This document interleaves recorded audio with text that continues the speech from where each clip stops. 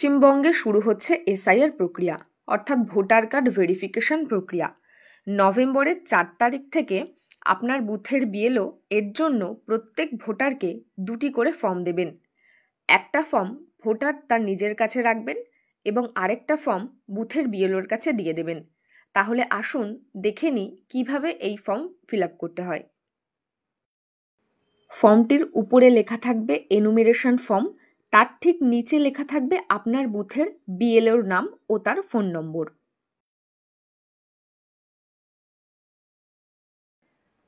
নিচের ঘরগুলির প্রথম ঘরে থাকবে ভোটারের নাম ও তার ভোটার কার্ডের নম্বর এবং ঠিকানা। দ্বিতীয় ঘরে ভোটারের সিরিয়াল নম্বর, পার্ট নম্বর বা অংশ নম্বর, আর থাকবে বিধানসভা ও লোকসভার নাম ও রাজ্যের নাম। তৃতীয় নম্বর ঘরে থাকবে কিউআর কোড। 4 নম্বর যে ঘর আছে সেখানে আপনার যে ভোটার কার্ডের ফটো বা ছবি আছে সেটা প্রিন্ট করা থাকবে।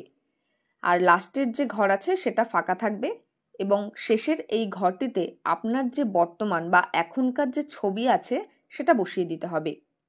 যে ফর্মগুলি দেওয়া হবে একই রকমভাবে 2টি ফর্মেরই ঠিক একই জায়গাতে একটা একটা করে ফটো বসিয়ে দিতে হবে।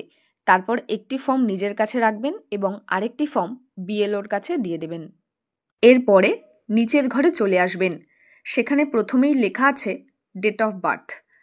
এখানে প্রথমে আপনি জন্মের তারিখ লিখবেন, তারপর মাস ও শেষে বছর।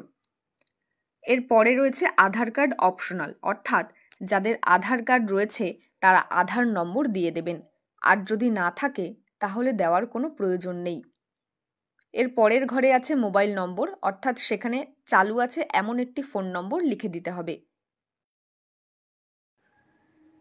তারপরে ফাদার্স নেম, অর্থাৎ যে ভোটারের নামে ফর্মটি এসেছে সেই ভোটারের বাবার নাম এই ঘরে লিখতে হবে। আর যারা বিবাহিত মহিলা তারা এখানে তাদের শ্বশুরের নাম লিখবে না, তাদের নিজের যিনি বাবা তার নাম লিখতে হবে। এরপর বাবার ভোটার কার্ড যদি থাকে সেই ভোটার কার্ডের এপিক নম্বর লিখে দিতে হবে, আর যদি না থাকে তাহলে কিছু লেখার প্রয়োজন নেই। তারপর মায়ের নাম ইংরেজিতে বড় হাতের অক্ষরে লিখতে হবে, মায়ের ভোটার কার্ডের নম্বর দিয়ে দিতে হবে, আর যদি না থাকে তাহলে দেওয়ার দরকার নেই। তারপরে রয়েছে স্পাউস নেম, অর্থাৎ যা কিনা স্বামী এবং স্ত্রী দুজনকেই বোঝায়। যদি কোনো পুরুষ এই ফর্মটি ফিল আপ করে থাকেন তাহলে তার স্পাউস মানে তার স্ত্রীকে বোঝাবে, আর যদি তিনি বিবাহিত হয়ে থাকেন তাহলে এই ঘরে তিনি তার স্ত্রীর নাম লিখবেন ও তার স্ত্রীর ভোটার কার্ডের নম্বর দিয়ে দেবেন। পাশাপাশি যদি এই ফর্মটি কোনো বিবাহিত মহিলা ফিল আপ করেন তিনি তার স্বামীর নাম লিখবেন আর ভোটার নম্বর দিয়ে দেবেন, আর যারা বিবাহিত নন তারা এই ঘর দুটো সম্পূর্ণ ফাঁকা রাখবেন।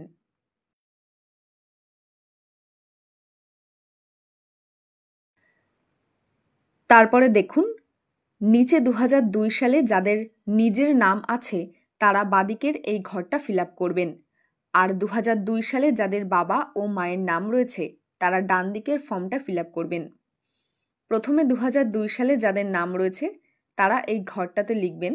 দেখুন এখানে লেখা রয়েছে details of the elector in the electoral role of the last SIR, অর্থাৎ লাস্ট এসআইআর মানে 2002 সালে যে এসআইআর হয়েছিল সেই এসআইআরে যে ভোটার লিস্ট প্রকাশিত হয়েছিল সেই ভোটার লিস্টে যেখানে আপনার নাম আছে সেখানে এই ডিটেলসগুলো লিখতে হবে।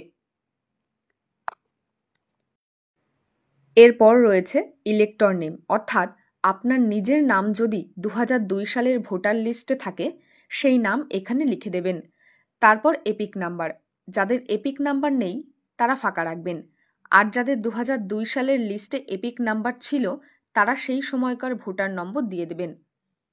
এরপর রিলেটিভ নেম, অর্থাৎ আপনার সঙ্গে সম্পর্কিত যিনি ছিলেন সেই ব্যক্তির নাম এখানে লিখে দেবেন। এরপরে তার সঙ্গে আপনার কি সম্পর্ক ছিল সেটা লিখবেন।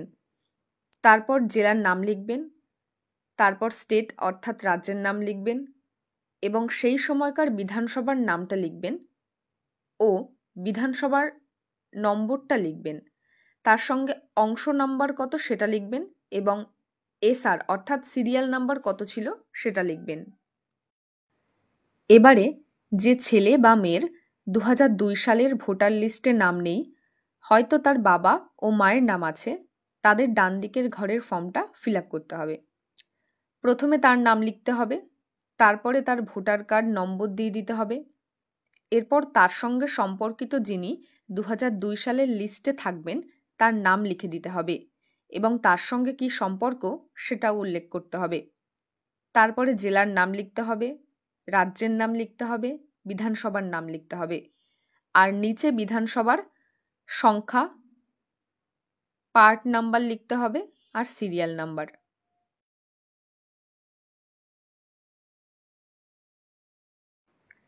এবং এর নিচে আপনাকে সই করতে হবে।